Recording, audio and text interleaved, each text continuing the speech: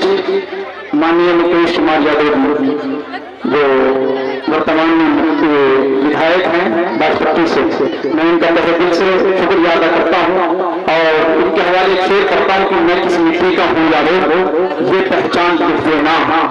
मैं किस मिट्टी का हूँ यारो, ये पहचान लिख देना। कफन के एक एक कोने पे हिंदुस्तान लिख देना। सजानी है हमें एकता की घर की दीवारें, कहीं मैं राम लिख दूं तो कहीं रहमान लिख देना। सजानी है हमें एकता की घर की दीवारें। आइए मैं मोहतरमा रीतू जायसवाल साहिबा से गुजारिश करते हैं कि मोहतरमा रीतू जायसवाल साहिबा से गुजारिश करते हैं कि मंच पर तशरीफ ले आए और बस चंद मिनट आपके बीच वो मौजूद रहेंगे, गुफ्तगू करेंगे। मैं शेर के साथ रीतू जायसवाल साहिबा से गुजारिश करते हैं कि जश्न ऐसा अब रफीको हम मनाते जाएंगे। एक बार जोरदार तालियां बजाइए कि जश्न ऐसा अब रफीको हम मनाते जाएंगे। प्यार से हम एक दूसरे को बताते जाएंगे और कौन हिंदू कौन मुस्लिम देखना है बाद में, जो भी आएगा गले से हम लगाते जाएंगे। कौन हिंदू कौन मुस्लिम देखना है बाद में, जो भी आएगा गले से हम लगाते जाएंगे। आइए एक बार जोरदार तालियां में इस्तेमाल कर ले मोहतरमा रीतू जायसवाल। ईद मिलन समारोह में उपस्थित सभी जो मंचासीन बेहतरीन मशहूर शायर यहाँ पे मौजूद हैं, उन सभी को मैं सलाम प्रणाम आदाब करती हूँ। और तमाम जो VIP रो में बैठे हैं तमाम लोग और फिर दर्शक दीर्घा में जो लोग बैठे हैं, उन सभी लोगों को मैं सलाम करती हूँ, प्रणाम करती हूँ। और चाहे कोई मंच पे हो या कहीं चाहे जमीन पे बैठा हो, इससे फर्क नहीं पड़ता। आप सब लोग एक बेहतरीन नायाब हीरो हैं और कहीं पे ऊपर और नीचे होने से किसी की शख्सियत कम नहीं होती है। सबकी अपनी अपनी एक शख्सियत होती है और सब अपने अपने इल्म के हिसाब से उनका एक व्यक्तित्व होता है। और इतने समान शायर के बीच में मैं ज्यादा क्या ही कह पाऊंगी और सब लोग आपको सुनना चाहते हैं। और मैं बस यही करना चाहती हूँ इस मौके पे कि तमाम लोग जो हिंदुस्तान की खूबसूरती है, अभी जब इफ्तार पार्टियां चल रही थी तो मुझसे एक पत्रकार ने पूछा कि मैडम आप रोजा नहीं रखते, आप इफ्तार करने आई हैं, ये राजनीति नहीं है क्या? तो मैंने बोला कि अगर हिंदू और मुसलमान और सभी धर्मों के लोग एक साथ मिल करके इफ्तार कर रहे हैं, एक दूसरे धर्म को प्रेम से अपना के एक पंगत में बैठ के इफ्तार कर रहे हैं, और अगर ये सियासी राजनीति है तो ये खूबसूरत राजनीति है। यही तो हमारे हिंदुस्तान की खूबसूरती है कि जहाँ पे सभी धर्मों के लोग एक दूसरे के तीज त्योहार ईद होली सबको बड़े प्रेम से मनाते आए हैं। सबका होली का रंग है तो कब सफेद रोटियां भी लाई जाती थी पता भी नहीं चलता था। ये देखते देखते ये सियासत करने वाले ने इतनी नफरत इतनी जहर घोली। हम जब ट्रेनों में सफर किया करते थे बचपन में तो कोई फर्क नहीं पड़ता था कि बगल में जो लोग बैठे हैं उसकी जात या धर्म क्या है। हमें लगता था ये तो हमारे साथी हैं और सफर कर जाएंगे, जब इनका स्टेशन आएगा तभी उतरेंगे। अब लोग पहनावे से डरने लगे। ये डराने वाला कौन है? पहचान तो उसकी करनी है कि ये कपड़ों में रंगों में टोपियों में गंजों में बांटने वाले ये है कौन?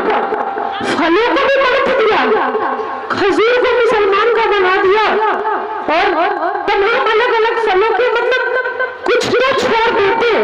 इतनी भी नफरत मचाने की राजनीति चंद सीटों के कारण, हुकूमत करने के कारण नस्लों का बंटवारा कर दिया, फलों का बंटवारा कर दिया। मतलब और तो छोड़िए, हम तो यहाँ पे बड़े बड़े सियासी जो पार्टियां हैं उनकी बात कर रहे हैं। कई बार तो ये सियासत अपने में भी देखने को मिल जाती है। ये और भी खतरनाक है क्योंकि वहां तो चिन्हित है, वहां तो चिन्हित है कि ये उस पार्टी का है, इसकी विचारधारा ये है, ये इस पार्टी का है, इसकी विचारधारा ये है। लेकिन एक ही पार्टी में रहकर के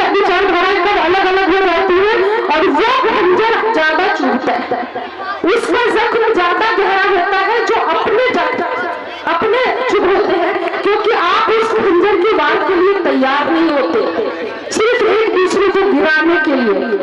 अभी हाल में ही मुझसे, मैं किसी दूसरी पार्टी में थी, तो उस पार्टी की विचारधारा के हिसाब से हमने अपनी बातों को रखा। मुझे बड़ा आश्चर्य हुआ कि उस वक्त शेयर करने वाले उस पार्टी के नहीं थे जिसको मैंने छोड़ा था, उसको ज्यादा से ज्यादा शेयर करने हमारे ही पार्टी के लोग थे, जिनको ज्यादा वो मची थी कि ऋतु जायसवाल को डाउन करो। आप डाउन नहीं कर पाओगे। अगर किसी के अंदर कोई शख्सियत है, मेरी इंसानियत नहीं खरीद पाओगे, मेरी शख्सियत नहीं झुका पाओगे।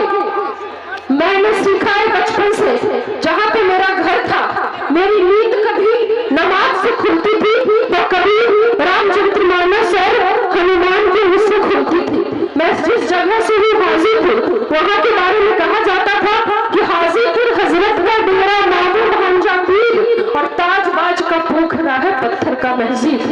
मैं वो हूँ जो अपनी माँ के साथ मंदिर भी जाती थी, वो इतनी ही प्रेम और श्रद्धा के साथ दरगाह पे चादर भी चढ़ाने जाती थी।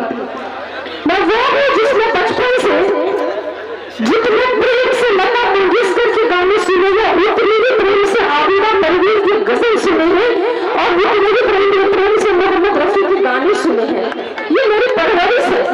इसको तुम बांट नहीं पाओगे, इसको तुम खरीद नहीं पाओगे, क्योंकि मैं इन चीजों के साथ पैदा हुआ हूँ। मेरे अंदर किसी तरह का भेदभाव तुम ला ही नहीं सकते। तो इसीलिए हम तो यही कहेंगे कि ऋतु जायसवाल को झुकाने और गिराने की कोशिश बेकार है, मत करो। ज्यादा अच्छा है कि साथ चल करो, तो कम से कम एक मुकाम हासिल करेंगे। और जब ऋतु जायसवाल का जो मकसद है वो आपका मकसद है, हमारा मकसद है, सबका मकसद एक है, तो दिक्कत क्या है? तुम्हारा भी मकसद प्रेम, हमारा भी मकसद प्रेम, तुम्हारा भी मकसद एक अच्छा एक कौम बनाना, मतलब साहब में सभी धर्म के लोग मिलजुल कर रहे, एक साथ रहे और प्रेम की राजनीति करें, यही हमारा भी मकसद है। तो ये तो भगवान को छोड़ते हैं कि कौन आगे बढ़ेगा और कौन पीछे छूट जाएगा। तो मैं बहुत ज्यादा नहीं कहती, मुझे तो बहुत ज्यादा शायर करना भी नहीं आता। मेरे पति यहाँ अरुण कुमार जी जो वर्तमान में मुखिया वो मौजूद है, वो बहुत अच्छी उर्दू बोलते हैं। मैं इधर देखती हूँ कि वो मुझे लगता है 3 से 4 घंटे तो जरूर उर्दू रोज पढ़ रहे हैं। तो मैं चाहूंगी कि आप लोग एक बार मुझे किसी थोड़ी सी उर्दू का लफ्ज जरूर सुनेंगे। वो आयुष अधिकारी रहे हैं तो हर भाषा का इल्म है। मैं सिर्फ ग्रेजुएट हूँ, तो मुझे बस प्रेम की भाषा का इल्म है। तो हम बहुत ज्यादा वक्त नहीं लेंगे, आप सब मशहूर शायर बैठे हैं। अगर मैं इतना वक्त नहीं दे पाई तो आप लोगों की रिकॉर्डिंग में सब जरूर सुनूंगी। और आप सबको मैं बहुत धन्यवाद देती हूँ कि आप लोग सब यहाँ पे इस जगह पे आए हैं और बहुत अच्छी आप लोगों ने जो भी जितना मैंने सुना है। और आपको पता है, एक बात पहले ऐसा होता था कि मैं कभी गुजरती थी किसी जलसे में, जब कोई राजनीति में उसका हिस्सा नहीं थी, तो मुझे लगता था कि क्या बोल रहे हैं, मतलब ये लोग जो बोलते हैं एक्चुअली क्या है या क्या नहीं है। और जब से मैंने शिरकत करना शुरू किया तो मुझे लगता कि इतना प्रेम, इतना सम्मान और इतना एकता की बात करने वाला ये चाहे मुशायरा या जलसा आप लोग जो करते हो उससे बेहतरीन कोई जगह नहीं। तो बेकार बाहर में लोगों ने बांट रखा है, बेकार बाहर में लोगों ने दहशत फैला रखा है। और इनको तो मैं सबको निमंत्रण देती हूँ, आप कुछ भी हो, जाति धर्म के हो, आप पंडित हो, ब्राह्मण हो, सब जो भी हो, आप लोग आओ जरूर सुनो कि जगह सिर्फ मोहब्बत की बातें होती है, जगह नफरत के लिए कोई जगह नहीं है। बहुत धन्यवाद सबका, बहुत धन्यवाद।